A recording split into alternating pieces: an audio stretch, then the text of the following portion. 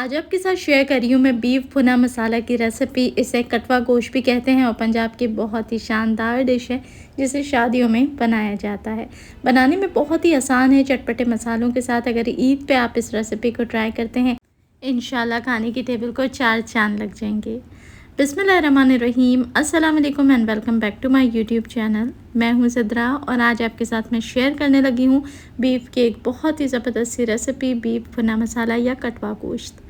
तो चलें जी, पंजाब की शान है ये रेसिपी, तो शुरू कर लेते हैं। तो सबसे पहले मैंने ली है एक कढ़ाई और इस कढ़ाई के अंदर शामिल करेंगे कुकिंग ऑयल और रेसिपी को चटपटा और लजीज बनाने के लिए 1 से 1.5 टेबल स्पून इसमें देसी घी ज़रूर शामिल करें।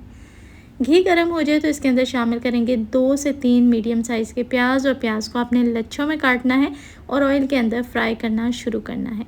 याद रहे, इस रेसिपी के लिए आपने प्याज को ना ही तो ब्राउन करना है और ना ही बहुत ज़्यादा सॉफ्ट करना है। बस प्याज हल्का सा टी पिंक हो जाए इस तरीके से, यहीं तक आपने प्याज को सॉफ्ट करना है। उसके बाद हम इसमें शामिल कर देंगे गोश्त। तो इस रेसिपी को मटन या बीफ दोनों में बना सकते हैं। मैं बीफ का इस्तेमाल करी हूँ, ये आधा किलो बीफ है और हड्डी वाला बीफ मैंने इस्तेमाल किया है ताकि हड्डी में से यखनी भी निकलती है और बेहतरीन जायका आता है। आप इसे बोनलेस में भी बना सकते हैं और मटन में भी ट्राई कर सकते हैं। तो बीफ के साथ भी इसे अच्छे तरीके से 1 से 2 दफ़ा मिक्स कर लें। बीफ का कलर हल्का सा चेंज हो जाए तो इसमें शामिल करेंगे अदरक लहसुन का पेस्ट।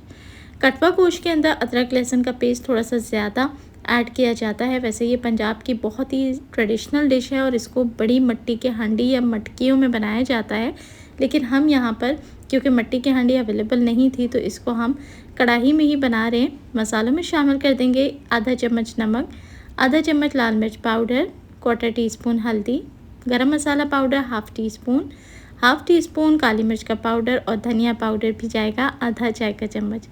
ये इसके अंदर शामिल कर रही हूँ 1 टेबल स्पून भर के कश्मीरी लाल मिर्च पाउडर। इससे बहुत ही खूबसूरत तेल के अंदर कलर आ जाता है सुनहरा सा।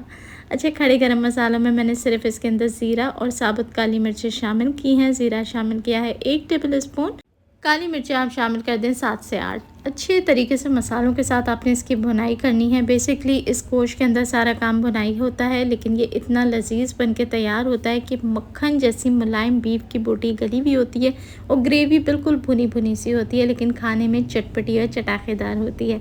अच्छा, अच्छे तरीके से मसालों के साथ मिक्स करने के बाद इसमें 2 टमाटर शामिल करी हूँ और टमाटर मीडियम साइज़ के थे जिसे मैंने स्लाइस करके इसमें शामिल किया है।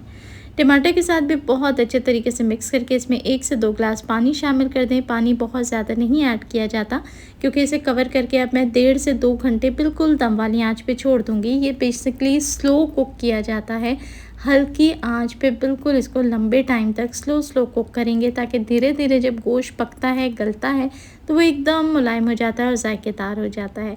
अगर किसी को जल्दी हो तो वो इसको प्रेशर कुक भी कर सकता है, लेकिन देखिए ट्रेडिशनल तरीका यही है कि इसको लकड़ी के ऊपर मिट्टी की बड़ी मटकियों के अंदर बिल्कुल धीमी आंच के ऊपर पकाया जाता है 2 से 3 घंटे लगा के, ताकि गोश्त बिल्कुल मक्खन जैसा गल जाए। तो मैंने भी इसको स्लो आंच के ऊपर 2 घंटे तकरीबन पकाया। अब आप देखें 2 घंटे में बिल्कुल धीरे धीरे पक पक के गोश्त तो अच्छा सा गला ही है, साथ ही मसाला भी बिल्कुल फ्यूज़ हो चुका है, इवन के तेल भी सेपरेट हुआ पड़ा था। तो बस यहाँ पर मैंने आंच को किया मीडियम और अब करेंगे इसकी थोड़ी बहुत भुनाई।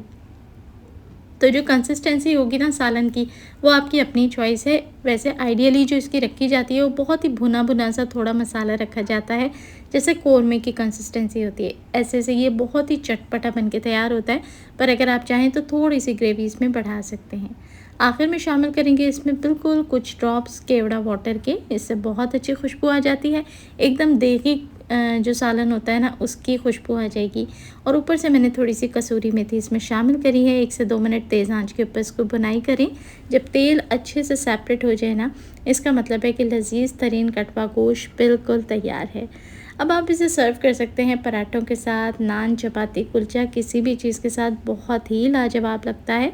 और इंतहाई कम मसालों के साथ ये बिल्कुल हाईवे स्टाइल एक कढ़ाई जैसी रेसिपी बना के आप तैयार कर लेंगी। तो इस ईद पे इस मज़ेदार सी रेसिपी को लाजमी ट्राई करें। रेसिपीज़ ट्राई किया करें तो अपना फ़ीडबैक मेरे साथ लाज़मी शेयर किया करें। आप मुझे फ़ॉलो कर सकते हैं फ़ेसबुक पे और इंस्टाग्राम पे, दोनों जगह। और साथ ही साथ अगर आपको कोई क्वेश्चन हो, कोई क्यूरी हो तो कमेंट सेक्शन में या फिर इंस्टाग्राम पे मैसेज करके मुझसे पूछ सकते हैं।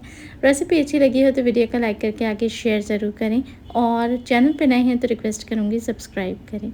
देखने वाले सभी लोगों का बेहद शुक्रिया।